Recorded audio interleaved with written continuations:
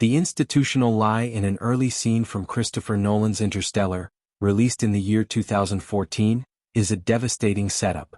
It is a microcosm of the movie's core critique of how societies and especially power structures, in existential crisis, manufacture truth to enforce survival at the expense of transcendence. Let us reconstruct the scene precisely, the so-called parent-teacher scene, then unpack its layered meanings. Cooper, played by Matthew McConaughey, is summoned to a parent-teacher conference about his son Tom and his daughter Murph. The principal praises his son Tom's aptitude for farming. Murph's teacher, Ms. Hanley, then presents the issue. Murph is a great kid, really bright, but she has brought in an old federal textbook to show classmates the section on the lunar landings. The teacher calmly explains that these books have been replaced with corrected versions that teach the Apollo missions were a brilliant piece of propaganda designed to bankrupt the Soviet Union by luring them into a wasteful space race. When Cooper challenges her, "You don't believe we went to the moon?" she replies that she believes it was propaganda. The Soviets bankrupted themselves pouring resources into rockets and other useless machines. It is later clarified that Murph got into a fight with classmates over this Apollo nonsense. Her misconduct is thus framed as disruptive behavior requiring parental intervention on the home front. The lie is institutional in the strongest sense. It is not a personal deception by malicious teachers but a systemic rewriting of history embedded in curriculum, textbooks, and disciplinary norms. The school does not merely omit the Apollo truth, it actively fabricates an alternative that serves the new social order.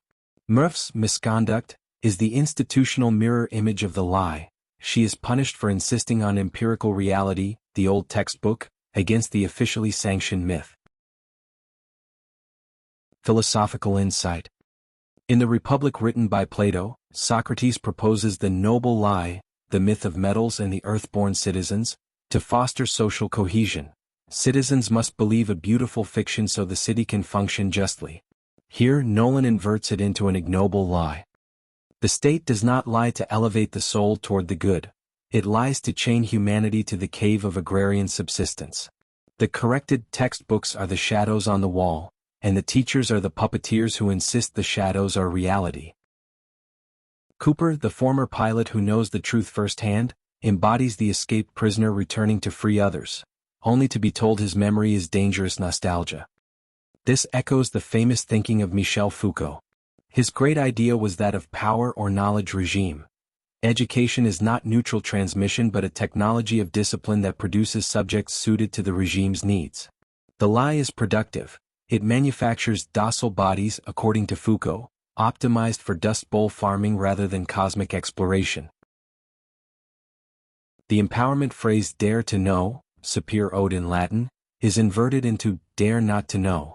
Nietzsche would see it as the triumph of slave morality. The weak, the new society, rewrite history so that strength, humanity's drive to go farther, becomes pathology. The institutional lie is thus a very weak will to power that prioritizes preservation over becoming. The scene poses a question. When does a necessary fiction cross into self-deception that dooms the species? Professor Brand's, played by Michael Caine, later monstrous lie, about Plan A mirrors the teacher's apparently smaller one. It was clear from the beginning that this plan, focused on the salvation of the whole of humanity, was unreachable and that he knew it. Both, Professor Brand and the teachers, are paternalistic fictions sold for the apparent so-called greater good. The school scene is the philosophical seed. Humanity's first betrayal of truth is internal, bureaucratic, and banal. Sociologically, the lie exemplifies Althusser's ideological state apparatuses. The school is the premier ideological state apparatus, interpellating children as farmers rather than potential astronauts. In a world ravaged by blight and dust storms, the manifest function of education, transmitting knowledge, is subordinated to the latent function, reproducing the labor force required by the economic base, agriculture as the only viable mode of production. Why pursue the stars when corn yields are collapsing? By reframing exploration as elite folly that once bankrupted superpowers. Murph inherits scientific capital from her father, the old textbook Cooper's Pilot Past. The correction enacts symbolic violence. It devalues that capital, labeling it obsolete or dangerous, and reproduces the agrarian habitus. Tom is praised for fitting the new order. Murph is pathologized for resisting it. The alleged misconduct, bringing the book, fighting, is not neutral discipline but class or caste, reproduction. The institution polices the boundary between acceptable curiosity and subversive memory. In Habermas's terms, the system-state survival imperatives has colonized the life world. Communicative reason, open debate about history, is replaced by strategic action, enforced conformity. The scene also reveals Mertonian dysfunction. The school's rigid focus on practical education creates unanticipated consequences, stifling the very innovation that might solve the blight. Cooper's exasperated. "It's like we've forgotten who we are," is a sociological lament, enemy born of collective amnesia. Anthropologically, the institutional lie is a classic charter myth. According to Malinowski, it legitimizes the present social order by rewriting the past. Australian Aboriginal Dreamtime myths or Polynesian genealogies charter land rights and taboos. The Apollo hoax myth from the teachers at school, in Interstellar, charters the new cosmology of a post-spacefaring Earth. Exploration becomes the forbidden fruit, rooted agrarianism the sacred duty. In times of ecological crisis, cultures often retrench into survival myths. Levi Strauss's structuralism may help to understand or illuminate the binary oppositions at play: exploration versus rootedness, transcendence versus survival, truth versus immediate utility. The myth mediates the crisis by privileging the latter pole, survival, immediate utility, rootedness, transforming historical facts if needed. Murph's rebellion is anthropological liminality. She occupies the threshold, challenging the rite of passage into adult conformity. Her fight is ritual combat over myth, defending the old cosmology against the new. The teachers, as ritual elders, perform the correction to restore order. Crucially, this is not ancient tribal myth but modern institutional myth-making. The state weaponizes education as the new initiation lodge. In an era of climate collapse, anthropology shows how societies manufacture cosmologies to endure liminality. Here, the liminal state between planetary death and interstellar hope. The lie buys time, but at the cost of the human imago mundi, the self-image of a species that once reached the moon. The film deploys this scene to launch the film's central dialectic: survival versus exploration, love versus calculation, lie versus truth. The institutional lie is the first domino. It foreshadows Brand's deception. Plan A, save the Earth and all its people, was never a real option. He lied. By the film's end, the lie is literally transcended. Cooper's data transmitted through the Tesseract redeems the suppressed truth. Yet the opening schoolroom reminds us that humanity's greatest enemy is not the blight but its own willingness to lie to its children for the sake of practicality. In sum, the teacher's institutional lie about Murph's misconduct is no mere bureaucratic footnote. Philosophically, it imprisons the mind in the cave, the Platonic cave, of course. Sociologically, it reproduces a dying order through symbolic violence. Anthropologically, it forges a survival myth in ecological liminality. The film does not condemn the teachers. They are ordinary functionaries of a system in panic, but it indicts the species that chooses comforting falsehood over the terrifying truth. We must either reach farther or perish in the dust we ourselves stirred. Murph's misconduct is, in reality, the first spark of resistance, the refusal to forget who we are. In Interstellar by Nolan, as in 2001. A Space Odyssey by Kubrick, the institutional lie is not merely a tactical ruse. It is the gesture by which a cornered humanity chooses to protect itself from itself, by locking away access to what might cause it to step outside its own narrative. In Nolan's film, the teachers correct the textbooks and punish Murph for daring to bring in the old book that tells the true story of the moon landings. The moon becomes a Soviet fable, an absurd expense, a mirage that nearly ruined nations. The lie is scholastic, banal, almost tender. It spares the children the vertigo of a past in which humanity has already crossed the threshold of the sky. In doing so, the institution does not merely lie about a fact. It rewrites the possible. It turns exploration into a lapse in taste, a deadly luxury, so that the present agrarian reality remains bearable. In Kubrick's film, Floyd descends to the lunar base at Clavius and, in a calm and diplomatic voice, maintains the fiction of an epidemic. No one must know that the monolith is there, buried for 4 million years, waiting for man to touch it. No one must know the proof of the extraterrestrial intelligent life. The lie is no longer pedagogical but diplomatic and security-oriented. Quarantine is invoked to hide the event that, if revealed, would shatter every framework of terrestrial civilization. Once again, the institution, the state, the military, official science, decides that humanity is not ready. The two lies echo each other like two sides of the same cosmic mirror. First, both are paternal lies. Not cruel, but benevolent in intention. Murph's teachers and Floyd act out of duty, convinced they are protecting their own from knowledge that, at this precise moment in history, would only hasten the fall. The truth, the moon conquered with the Apollo missions, the monolith discovered, is too vast. It would instantly demand a redefinition of what it means to be human or to make as a human. Better than to keep it at a distance, like keeping a child away from the edge of a precipice. Next, these lies function as ontological barriers. They hide not only a historical fact or an extraterrestrial artifact, they hide the very possibility of transcendence. In Interstellar, denying Apollo means denying that the species has already been greater than it is today. It forbids the dream of trying again. In 2001, hiding the monolith means forbidding the idea that we are not alone, that we may not even be the authors of our own evolution. In both cases, the institution erects a wall between man and what surpasses him, the glorious past or the inconceivable future. But the most troubling subtlety lies elsewhere. The lie in both films is not only defensive, it is creative. It manufactures the present that humanity needs in order to survive a little longer. Without the epidemic fable, terrestrial society in 2001 would have had to confront immediately the vertigo of non-human intelligence.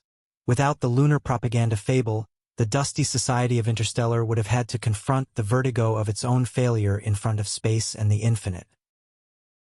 The lie thus becomes a kind of cocoon. It allows the species to remain in gestation, folded in on itself until external pressure, the blight in Interstellar, the Discovery mission in 2001, a Space Odyssey, makes the cocoon unbearable. And yet this cocoon carries its own contradiction within it. For the institutional lie, in seeking to preserve humanity, precisely deprives it of what could save it, the capacity to look truth in the face and grow in a single leap. Murph fights in the schoolyard. Bowman, the human, in the mission to Jupiter later deactivates HAL, the AI computer containing the lie and having become killer of the crew. In both cases, it is the individual who, by refusing the collective lie, reestablishes contact with cosmic reality. The state or school lie is therefore not a mere bureaucratic error. It is the expression of a profound ontological fear, the fear that man, confronted with his own smallness or his own greatness, might choose no longer to be what he is.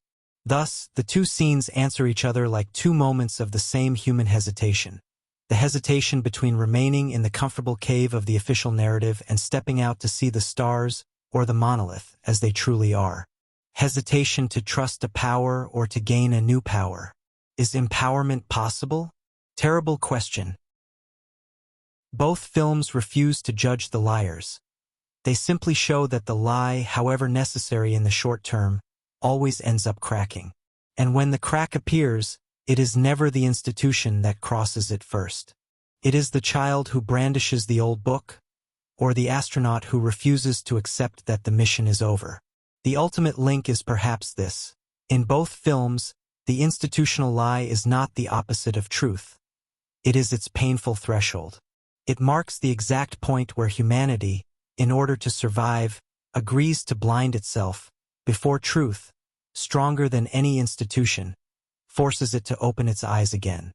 In Interstellar, as in 2001, A Space Odyssey, the institutional lie serves to protect humanity from what it might become if it were forced to confront its own excess. At Chernobyl, this same gesture repeats itself, but this time in reality, without fiction or monolith. The catastrophe itself and its radioactive cloud become the object of a veil drawn by the state so that the species does not plunge into the vertigo of its own vulnerability. First, the lie about the catastrophe itself. For 3 days, the Soviet authorities kept silent about the explosion of Reactor 4. No immediate evacuation of Pripyat, no public admission, only a bureaucratic understatement: the situation is under control. The lie is not a mistake, it is an ontological reflex. It aims to preserve the image of a technology that was supposed to tame the atom. To admit the failure was to acknowledge that the machine meant to elevate us above nature could instead plunge us back into it, irradiated and powerless. In Interstellar, humanity has already been plunged back into nature. The teachers in Interstellar try to erase Apollo missions from memories so that children will no longer dream too big. Floyd in 2001, A Space Odyssey, invokes an epidemic so that no one touches the monolith and asks dangerous questions about humanity's place in space. The institution lies so that humanity remains within its narrative of mastery. Without this initial lie, the entire system, the ideal of nuclear progress, the confidence in its security, the reliability of the all-powerful state, would have been put under very heavy pressure, maybe unsustainable pressure. Chaotic states would have appeared, new definition and constitutions would have emerged. New powers would have been generated in confrontation with present ones, old ones. Then comes the lie of the cloud. It is often implied or suggested, especially on TV, just after the tragic accident, in France as an example, that the radioactive plume stopped at the border. The phrase was never officially uttered in those exact words by public officials, yet it became embedded in collective memory as a symbolic truth. The authorities communicated late, minimized the readings, and assured everyone that the increases in radioactivity remained without danger. Yet the cloud did pass, it crossed Europe, deposited its particles, and forced Sweden to alert the world. Still, the official discourse created the illusion of a magical border, as if political geography could contain physics. This is the exact counterpart to Murph's schoolroom lie: reality is corrected so that the present remains livable. The cloud becomes the anti-monolith, not something that calls for evolution, but something that reveals how our technological evolution can kill us without us even seeing it coming. The 3 lies, those of the teachers, Floyd's and Chernobyl's, form a single movement. They are paternal: one lies for the good of the citizens, to spare them vertigo. They are ontological: they erect a barrier between men, those who know and the other, in order to try to control. They try to elude that man is not the absolute master of his fate. In the films, the hidden truth is transcendent. The moon conquered could distract agrarian motivations. In Interstellar, extraterrestrial intelligence could scatter humanity in its belief to be the only intelligence in the universe and engender decline, depression or panic in front of a highly superior intelligence which could be incomprehensible, ununderstandable, maybe dangerous. In 2001, A Space Odyssey. At Chernobyl, they are imminent and terrifying: our most sophisticated tool and energy source, the peaceful atom, which constitutes everybody and everything in the universe, can reduce us to radioactive dust because we do not really master it sufficiently. Risk seems too big and technology too unreliable. The lie thus becomes creative for a time. It manufactures a bearable present in which one can still believe that technology protects us rather than exposes us. It weaves a cocoon, exactly as in Nolan's and Kubrick's works. A cocoon in which the species remains folded in on itself, until external pressure makes the eyes to open, makes the pressure unbearable. It is the blight progression in Interstellar, the Discovery mission's almost failure, in 2001 A Space Odyssey, or here, the Swedish Geiger counters in the Chernobyl tragedy. And yet this cocoon carries its own betrayal. By seeking to preserve man, it deprives him of what could make him grow: lucidity in the face of his limits. Murph fights in the schoolyard, Bowman disconnects Hal. At Chernobyl, it is the liquidators, the dissident scientists, and the mothers who measure radioactivity in the milk themselves who eventually pierce the veil. The institutional lie is not often defeated by the institution itself.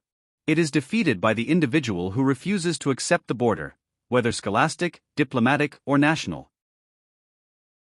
The ultimate link is almost cruel in its simplicity. In all three cases, the lie is not the enemy of truth, it is its painful threshold.